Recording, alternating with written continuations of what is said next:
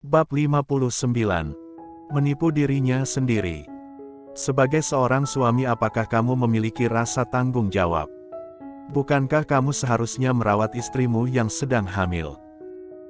Serangkaian pertanyaan membuat wajah Colden Ye semakin kusam, tangannya yang berada di atas penyangga diam-diam mengepal dengan erat dan terlihat memutih.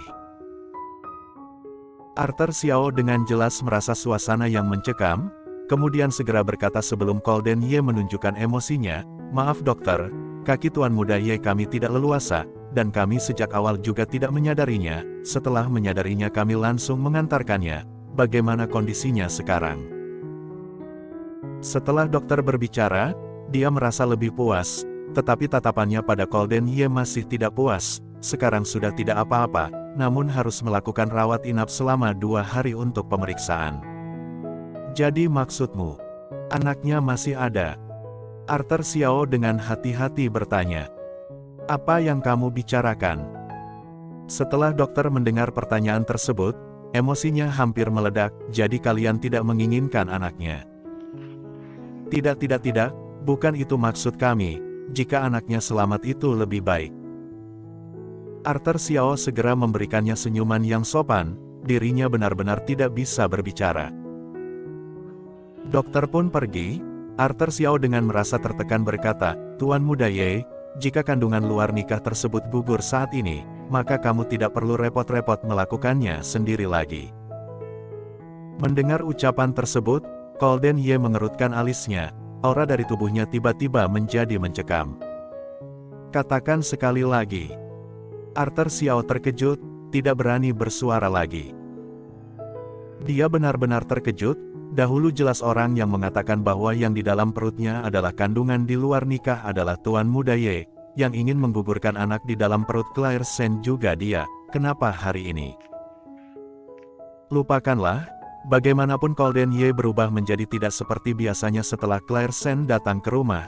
Mungkin di waktu yang datang akan ada yang lebih aneh lagi, dia harus segera terbiasa. Berpikir sampai sini, Arthur Xiao baru merasa lega. Di dalam bangsal hanya terdapat aroma desinfektan. Pakaian Claire Sen ditukar dengan pakaian pasien yang bersih. Dia terdiam berbaring di atas ranjang, wajahnya sangat pucat, seperti mengidap penyakit yang sangat parah. Kursi roda Colden Ye berada di samping ranjangnya. Dia menatap wanita di atas kasur, tatapan dinginnya memudar. "Kapan akan siuman?" Colden Ye tiba-tiba bertanya. "Aku telah bertanya pada dokter, kira-kira nanti malam." Colden Ye menarik tatapannya, "Mari pulang." Mendengar ucapan tersebut, Arthur Xiao sedikit terkejut. "Tuan Muda Ye, kita tidak di sini saja menemani asisten Sen.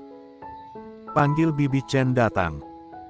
Arthur Xiao baru memahaminya, dan menganggukkan kepala. "Kalau begitu aku akan memanggil Bibi Chen sekalian memasak makanan kemari, sehingga asisten Sen dapat menyantapnya setelah siuman." Saat malam hari rumah sakit sangat hening, para pasien sudah tertidur, para kerabat yang menemani juga terdiam. Claire Sen perlahan sadar, di depannya terlihat berwarna putih, dan di sampingnya ada seorang wanita berwajah lembut. "Nyonya Muda Kedua, kamu sudah sadar." Mendengar memanggilnya Nyonya Muda Kedua, otak Claire Sen seperti membeku sesaat dan baru kembali sadar. Dia adalah pelayan keluarga Ye, jarinya bergerak, ingin duduk, tetapi baru beberapa gerakan saja, perutnya kembali merasakan kesakitan, dan hanya kembali berbaring. Bibi Chen segera berdiri. "Nyonya Muda Kedua, jangan bangun dahulu, tubuhmu sangat lemah, berbaringlah lagi. Apakah kamu haus? Aku akan menuangkan segelas air untukmu." Setelah mengatakannya dia tidak menunggu Claire Sen menjawab, Bibi Chen dengan perhatian berbalik dan menuangkan segelas air hangat dan memberikannya pada Claire Sen. Claire Sen yang berbaring tersenyum canggung. Bibi Chen meletakkan gelas tersebut lalu perlahan memapah Claire Sen untuk duduk, dan memberikan sanggahan bantal pada punggungnya. "Bagaimana perasaannya?" Setelah Claire Sen minum setengah gelas air, Bibi Chen dengan hati-hati bertanya, "Nyonya Muda Kedua, apakah kamu merasa ada yang sakit? Apakah perlu aku panggilkan dokter?" Claire Sen menggelengkan kepalanya, dengan suara yang pelan, "Terima kasih, tidak perlu panggil dokter, aku tidak apa-apa.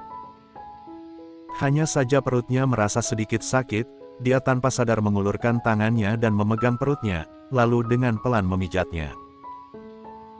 Nyonya muda kedua, aku membuatkanmu makan malam, namun aku memikirkan kondisi tubuhmu, sehingga aku memasak makanan yang lebih sehat, silahkan nyonya muda kedua cicipi.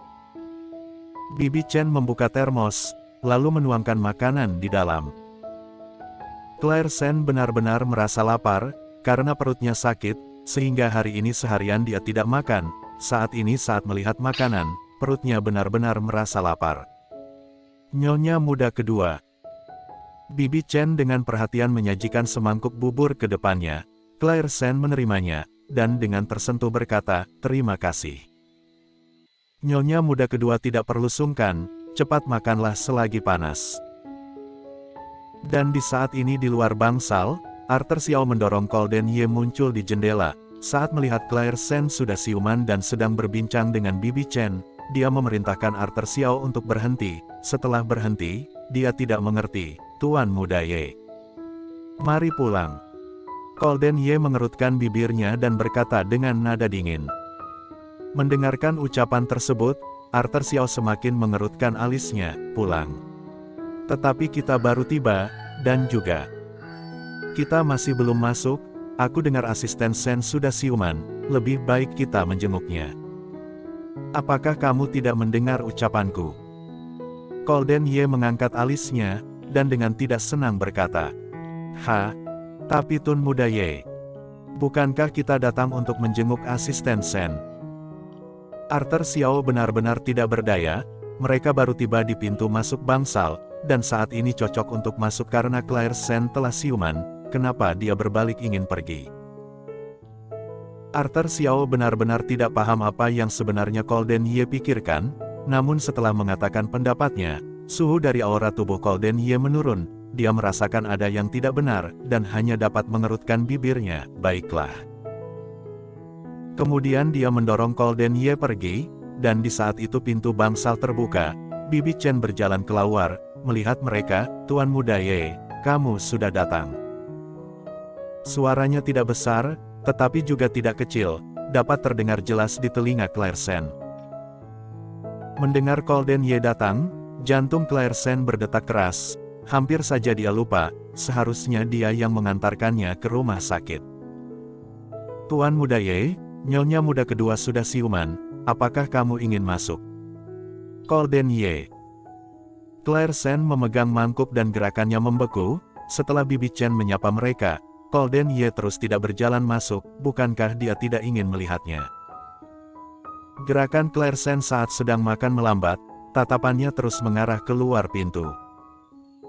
Saat ini, dia mendengar suara Golden Ye yang bernada dingin. Tidak. Claire Sen yang sedang memegang mangkuk terkejut, lalu menurunkan tatapannya. Jalan. Arthur Xiao mematuhi perintahnya untuk mendorongnya keluar, dan tersisa Bibi Chen dengan wajah kebingungan berdiri di sana, dia tidak mengerti. Sesuai pemikiran yang logis Tuan Muda Ye datang ke rumah sakit untuk menjenguk Nyonya muda kedua, tetapi kenapa setelah tiba di pintu masuk bangsal, dia tidak masuk?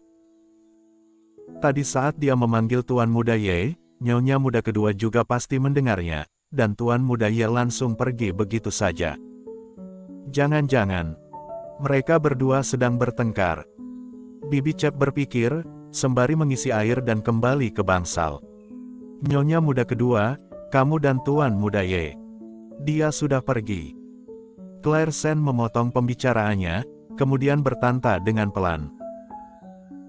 Tidak tahu kenapa, saat melihat Claire Sen menundukkan tatapannya, Bibi Sen merasa sedikit kasihan, dan mengubah ucapannya yang sudah mencapai bibirnya, Tuan Muda Ye mungkin memiliki kesibukan, dan tiba-tiba pergi, namun Tuan Muda Ye seharusnya sangat khawatir dengan Nyonya muda kedua. Mendengar ucapan tersebut, Claire Sen tersenyum pahit. Mengkhawatirkannya. Mengatakan ini hanya sedang menipu dirinya sendiri. Bersambung.